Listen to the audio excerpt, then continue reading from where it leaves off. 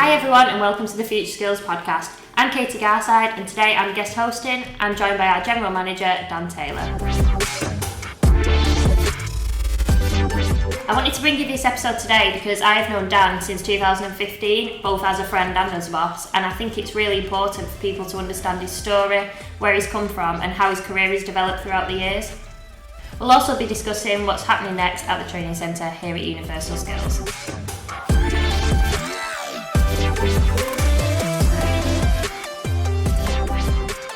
So if you're a typical listener to our podcast, you would probably notice that it's usually Dan Taylor who's asking the questions, but this week we've decided to change it, and today I'll be asking Dan Taylor the questions. So first of all, Dan, if you'd like to say hello to everyone. Hi everyone. Perfect. So I guess the best place to start is probably a brief history of your career, so even if we go right back to your first job. First job. So my first job was at Tesco's, the supermarket chain, where I was working on the tills and the checkouts and also pushing trolleys, which I really enjoyed. So I sort of fell into that job from a young age because I was going to sixth form and I spent a couple of weeks there, really didn't enjoy it, and I just wanted to start earning some money. So I worked at Tesco part-time initially, and then I started doing quite a lot of overtime, earning some money, able to get a bit of freedom and start going out a little bit.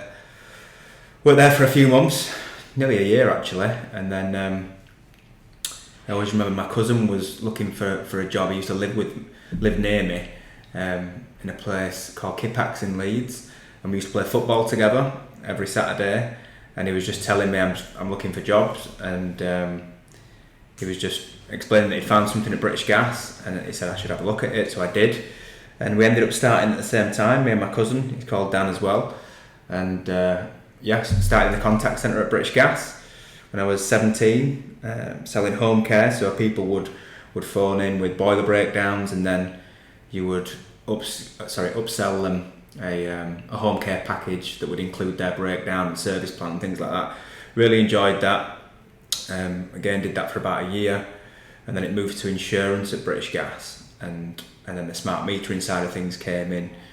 And I applied to be a service and repair engineer actually at first, and I always remember I went for an open day in the academy, which has now been knocked down, as you know, and I just thought, wow, it just sort of blew my mind a little bit. I remember walking around the academy and I did the explosive tin, and I was just like, God, this just seems like I'd never get my head around it, and I just never got the opportunity in service and repair. I always got rejected when I applied for it, so continued in the call centre, enjoyed it. Was able to earn quite a lot of money actually for my age, 17, 18. I always remember we had a sales card, and all your sales went onto this particular card, so it was great for weekends. And then the smart metering opportunity came up, so they completely moved away from service repair and moved over to smart metering at British Gas in Leeds. And I was one of the first people to transition over to smart metering, which was good because it was all new, and sort of the first people to book the customer appointments. And a couple of months into that, then the smart metering apprenticeships became available. So again, I applied for it, and this time I got an interview, and I just remember in the interview I was telling them so much how much I wanted an opportunity, and I think the whole van thing, and tools and uniform, and just having that opportunity, I just really wanted it, and I just really tried to get that across. So I ended up being successful and became a smart metering engineer for a while, trained in Scotland for 6 months to become a smart metering installer, which was brilliant. Really enjoyed the training, and it was such a great life experience. I was 18, just about to turn 19 when I trained in Scotland.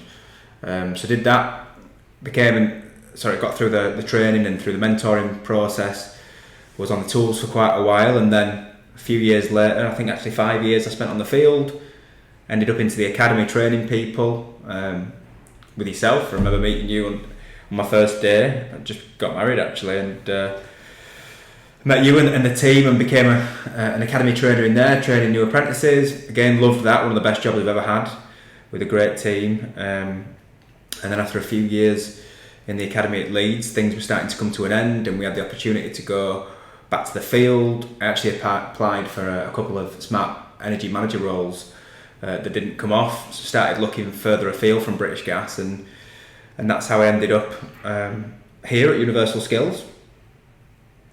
Yeah, I mean, how did you find the transition initially from the office to being an engineer? I think at that age, because I was 17, I was so familiar with school and coming from high school, and you're just used to a learning environment. So I think I just adapted quite quickly. I think you had a bit of a security blanket in the office, and you was quite used to the people you used to work with, very routine of coming in, and you put your headset on and that was your job. And definitely a shock to the system to be learning again in a way, especially something completely new. I always remember the first day of gas training, and it was like combustion, chimneys that they started going into sort of straight away, and it was like, wow, mind blown. So it was difficult at first, but it was a big group of people, and a lot of people that had come from Leeds to train in Scotland as well, and we got quite tight knit quite quickly, and we all used to help each other out through the training. So because we got close within the group, that made things a lot easier as we were going through the training. Do you think being away from home, because obviously Scotland is quite far away from Leeds, how did you find that? Difficult. I always remember on the Sunday going down for the first time and waiting at the station in Leeds, and I'd never really been on trains before, other than sort of going from Garforth to Leeds, which is like a 10-minute train journey. And I remember we were going to East Kilbride in Glasgow, and there was a few people on the train that was on the same training course as me, didn't know at the time, and the conductor had sort of come over to check your tickets and was like, oh, East Kilbride, that's the second time I've seen that, for the first time in 10 years. Sort of laughed along, and then as the train journey went along, all three of us who were on the same journey to East Kilbride to do the training all sort of met up and was like, oh yeah, I'm going to British Gas as well, I'm doing this training course. There was another person from the call centre, from a different call centre actually at British Gas in Leeds. But to finish off with your question, I did find it difficult being away from home, because I just had my daughter born, so I was 19, quite a young parent already, and I was leaving Danielle and my partner quite a lot, obviously for the training. So we'd get to a Sunday evening, and it was difficult because I'd be away for a week, sometimes a few weeks at a time, come back for the weekend, but it was really only the Saturday that you'd have to spend sort of family time and try and see extended family and stuff like that. So in the initial period it was difficult, because I'd come back on a weekend and Lacey, my little girl, would be growing at such a rate of knots, and after a couple of weeks I'd be like, God, I've missed loads of development time here. So that was hard, but I knew it was so worthwhile, and I was always concerned about missing that time because it was like a 6 months chunk. But I just thought that this is, it's got a potential to take me into other things, this, and learn a skill, a trade. I knew that gas safe was a part of it, and electrical qualifications, and I already had such a good opinion of British Gas that I just thought that it was a really good route for me to go down, so it was worth the sort of short-term pain of being away from home. Yeah, I know what you mean, especially, I didn't even have the responsibilities when I did mine, and I was 19, so a similar age. And it does take its toll when you're away Monday to Friday, and then like you say, you get 2 days, 1 day, and you're back again. But definitely worthwhile. Obviously, we're both in this position now. I think what a few people won't know is that you didn't actually come to Universal Skills as a tutor or anything like that. So do you want to sort of touch on what you did previously, what your role was?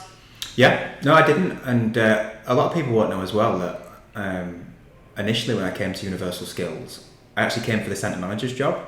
So they were looking for a centre manager in Wakefield. They just appointed one in a centre that they had in Bolton, and they was looking to copy the model, have one in Wakefield.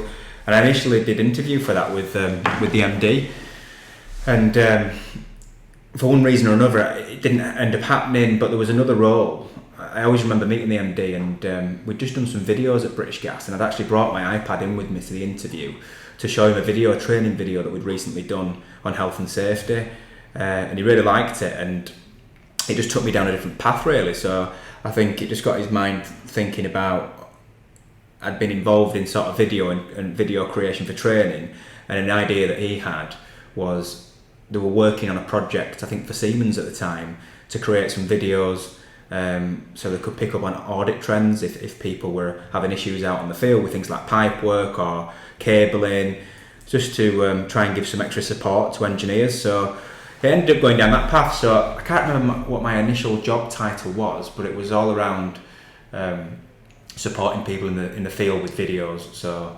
apprentices, established engineers creating a video on an app, and they could watch it. They'd have some validation questions afterwards, and perhaps they needed some extra help on things like 2-rate metering. I remember we did a 2-rate metering series, a 7-part, 2-minute video. Ask the Expert was on there as well, so engineers could ask the expert. So that's how I started, creating videos and supporting people in the field. And then did that for a while across Bolton and Wakefield, which was good because I got to see the ins and outs of both training centres. And I think coming from such a huge business at British Gas, and then coming to a smaller organisation, it was really interesting to see how things were just completely different to what I'd been used to. Yeah, it's really different. I mean, I think everyone talks about that British Gas bubble and coming out of it, and obviously I was one of the first ones when we were in the academy to break out of it, and it was sort of, I think everyone waited a couple of weeks to see how I went before everyone else followed. Yeah. How did you get into your general manager position then? So obviously you started off with that, but then what's led you to where you are now? So like I said, I did the digital role for a while. I did the video content creation. I ended up falling into project managing the website as well. So the company went through a bit of a rebrand. It used to be known as Wakefield Skills Centre, and then they went down a different direction, and I went through a renaming process and engaged with a company in Wigan who went through like a complete complete overhaul of the marketing, and we became Universal Skills Group. And then it needed a project manager to assist them build the website and the brand. So I ended up doing that for a number of months, which was really good because for the first time, really, I was starting to work with things like budgets, other companies, and liaising with people internally to create content. And again, that kept me across both training centres. So I just saw a lot of things. From that, we sort of launched the website, and everything was on track, on time as well, which was a lot needed to be done with the website because initially we had something like 50 courses that we used to run across Wakefield and Bolton. There was a hell of a lot from Wakefield Skills Centre's history, and it just seemed like it was never going to meet the deadline, but it did, and it launched on time. There was lots of improvements that were made after the launch, but after that and sort of as the website got established, we still continued to make some videos. I then got an opportunity to become operations delivery manager across both training centres. So we had something like 50-55 staff at the time across two training centres, and I started to look after delivery. So all the delivery team reported to me across both training centres, which was definitely an interesting journey because it was just, I never really picked up on it, but there was always the feedback that it was so different in Bolton to what it was like in Wakefield, and I never really picked up on that. But whoever I spoke to in one-to-ones and sort of as I were starting to establish with the team, it was always sort of an us and them culture at the time when we had two training centres. So a big part of that role was trying to bring everybody together because people needed to work together, and sometimes we had staff from Wakefield going over to Bolton and staff from Bolton going over to Wakefield. So things got better with that, I believe, after a period of time. And then we ended up going down to one training centre. I think just before that, my responsibilities changed slightly, and I started to pick up more of the marketing side of things and sales. And then we lost the centre in Bolton, went down to one centre, Universal Skills Centre in Wakefield, and that's when I became really general manager after a few months. And started looking after everything for the business, the day-to-day running of the business, the profit, the loss, working on things like the cash flow with the accountancy side of the business as well. So that's what really led me to the general manager position. It sounds like you obviously had quite an eclectic mix of roles and responsibilities throughout the time. How do you think that's helped you develop into your job role now? I've certainly had to deal with some adversity because one thing I had to deal with quite early, which was difficult, is the positions that I got put into. I say I got put into, I wanted these positions, and I was always, when I went for these positions, one thing that Danny, the MD, always used to say to me is that nobody really shows the enthusiasm and the passion that you do, which I found hard to believe because I was always passionate about leading people and wanting to make things better and building a team. That came from the British Gas days of the apprenticeship. I really enjoyed having a group of 14 apprentices that all looked up to you and listened to every word that you said. I always used to have this thing with the apprentices when they started, and I would say to them, probably sounds stupid now, but I always used to say, if we told you to hug the boiler because it would make it work better, you'd probably listen to us. And I used to say that in the first day because they listened to so much stuff that we said.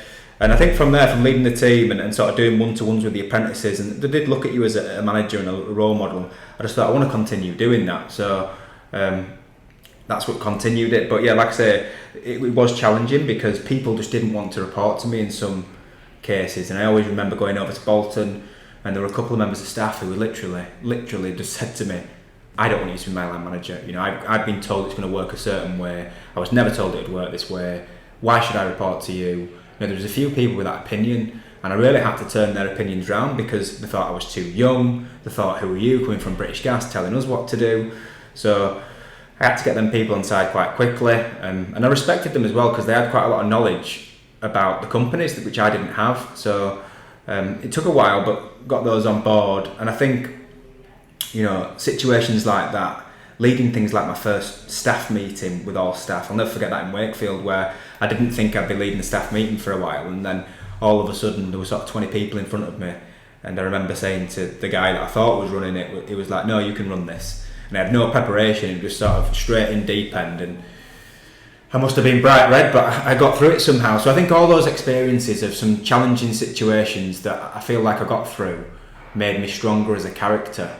And some of them, you know, you sort of pull out of your head and use in the role when things come up in the future. And it definitely helps. I mean, obviously I've known you since 2015. Yeah. Did you ever think when we were all sat in that tutor room that this is where you'd be now, 6 years on? No, I probably didn't. I didn't think... when I started at British Gas in the call centre, I never had aspirations to run a business. And I think when I became an engineer, I was so happy, you know, becoming a smart meter engineer, and I felt so respected by customers. I felt like my mum and dad were really proud of me. My wife was proud of me. The family were proud of me and stuff because, you know, as much as when I exited British Gas, I was left with a bit of a sour taste with how it ended. I cannot thank them enough really for everything that I developed there and, you know, the role that I had. And I was just really happy being an engineer. I remember people used to say to me, God, I hate my job. And I'd always say, I love my job, you know, because you used to manage your day, you'd have your jobs, you'd have your customers. I used to like looking after my van and having a really well-organised van. And then the opportunity came up for the academy. And again, to go and train people, I was quite interested in doing it. I went for it once, failed the interview. And then just before I got married, and we'll talk about this in a podcast with James Norton actually, in one of the first Future Skills podcasts, just before I got married, there was another opportunity, went for an interview, and I ended up being successful on that occasion. And again, I always say this to James, I've just seen him recently actually, at a football match, and I said it to him then, albeit over a few beers. I still think he was quite desperate to take me at the time, but because of that, and he doesn't realise, you know, when I thank him, and I know you've been thankful to James in the past as well, when I thank him for that opportunity, that helped me so much because day one, you know, met you on day one, met the rest of the team on day one in 2015 there, I think it was around August time, and I was so out of my comfort zone. But like I say, I started then to manage the apprentices and get a bit more comfortable at leading people looking up to you. And after a few years of doing that, I just thought to myself, I really enjoy this. And I started to realise what I was capable of, because initially I remember looking at the 18-19 week programme for a smart metering apprentice and thinking, there's no way I can deliver all that. You know, there might be a week or two in there that I'll be comfortable with, but every single week of this, there is no chance I'll ever be able to do it. It was definitely a giant leap, wasn't it? And I mean, a lot of us were early 20s when we started it as well, so we had that hurdle to get over of people thinking, how are you going to know what you're telling me? Yeah. Because the age thing. I mean, what were we? I was 22, were you 24? Yeah. Maybe. It's very young to be stood in front of 14 people telling them how to do a job that they're about to do. But like I say, not to make it a James Norton fan club, but definitely someone who I needed in my life to make us grow, and he definitely turned us into some confident people by the end of it. Definitely. So when you were in school, I did ask a couple of people to prep some questions for you. A big thing that came up was, what did you want to be? I've got a guess of what this answer is going to be, but...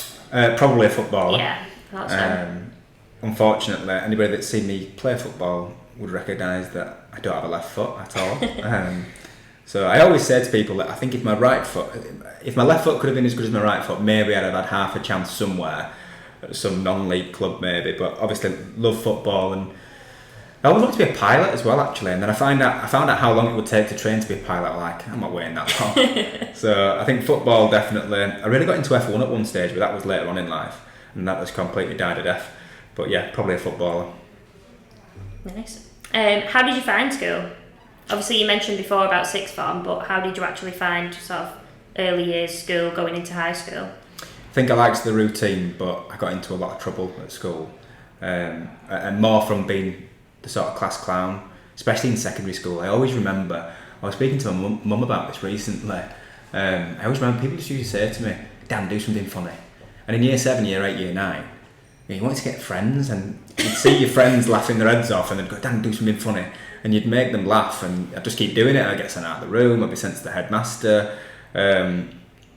Primary school, I enjoyed it because football at break times, I think, but again, went to Manchester this weekend actually, and my old primary school, I was walking past it with my dad because the train station's near it, and he said to me, he was stood at the gates because it's right next to the train station, and he said, I spent some times here hoping I wouldn't be called in by the teacher, but pretty much every week he'd get called in. So I was one of those kids that just sort of found trouble, but really from being cheeky, and that's a similar path that my son seems to be taking at times as well. But yeah, no, overall I enjoyed school. I wouldn't change anything. I had a fantastic primary school, St Benedict's in Garforth in Leeds, and then moved on to a brilliant secondary school in Garforth Academy. Some great teachers, again, that I believe the discipline. One thing I think from school, which is so important for me, is it taught me so much discipline about being on time, things like lunchtime, being back for lessons and looking smart. My secondary school, and I know a lot like this, but little things like if you're wearing a coat indoors, they wouldn't allow it. It was a rule, and they expected you to adhere to it. So it really set a good tone. And for me, secondary school especially, really set me up nicely for work. Yeah, and I guess now we've both been on the flip side of it as well. When you are waiting for people to come back from breaks and things, you realise how annoying it must have been when you were sort of dawdling around in school. Yes. Yeah, I can definitely understand why they got so annoyed now. Going back to the job then, what would you say your favourite part of your job is? Now? Yeah. Genuinely, it's been building this team, because I know I go on about it a lot in some of these podcasts that we do, but I just think it's quite satisfactory to me when I think the trust element of, sometimes we'll be asked for different projects for training, and can we assist with this, can we do this training, can we help find these people, and can we support upskill different engineers, and it's just the trust that we've got in this team, and to know that I've helped build that is really satisfactory for me. So I think one of the best parts is working with a team, because although work cannot be great at all times and you've always got to overcome adversity, most of the time I believe here at Universal Skills we have a great team who get along and enjoy themselves, and that is a really big perk for me.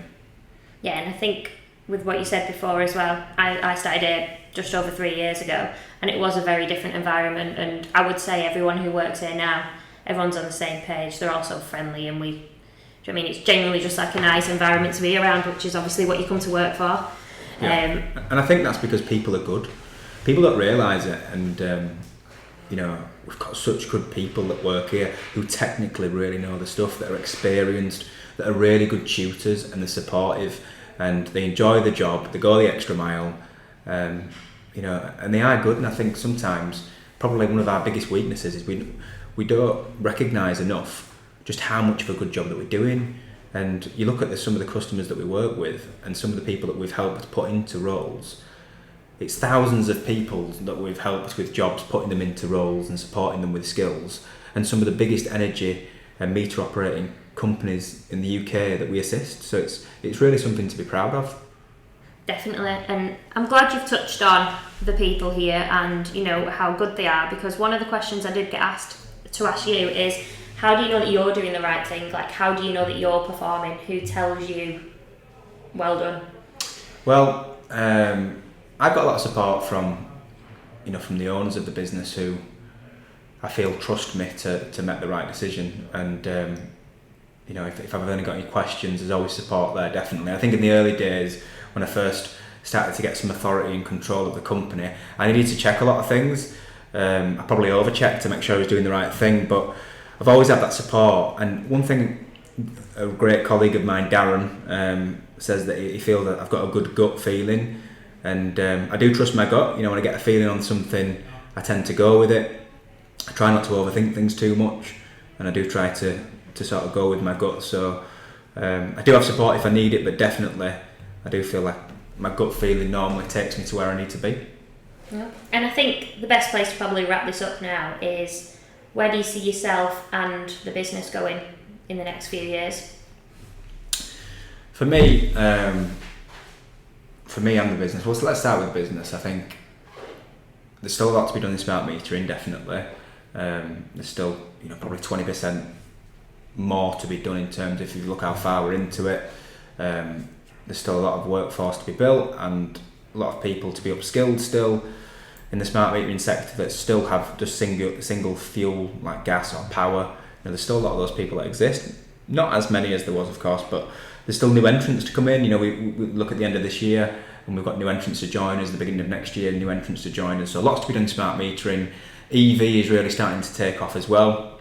I've seen a big change since sort of September time, where a lot of energy companies are now getting back involved or starting to really get heavily involved from a starting stop. So I think EV next year will be really busy for Universal Skills, and the whole renewables piece. I think solar seems to be coming back now with a vengeance, and there's lots of demand there for training, and it's going to be interesting to see what happens with things like battery storage and air source heat pump, because the demand is growing, and when the demand gets similar to smart metering, I think our model will flip and change. I think at the moment there's still a hell of a lot of our skills that are needed in smart metering, but definitely the energy sector and the green sector, that's where the company's going to be. As for me, I don't know really. I think 30 years old now, and I feel like I'm just getting started. I feel like I've got a hell of a lot more to achieve. Been a good ride so far, and looking forward to what's next really. I'm looking forward to helping to grow the business further and to working with people here, and also enjoying family time. I think that's another good thing about the business, is we do get that switch off time on a weekend generally, where we can enjoy our family time, and I can see the kids and we can do some fun stuff. So no, I think at 30 years old, although I feel old when I look in the mirror and see wrinkles and grey hair, I do just think in terms of work, there's lots more to come for Universal Skills, for the company as a whole, and for myself as well. So really excited for that. Good, and thank you for taking the time for us today. I know it's quite difficult because we are quite busy at the minute, but no, thank you. Thank you, Katy. Enjoyed it. Thanks for joining us on the latest episode of the Future Skills podcast. Don't forget to like, subscribe and share.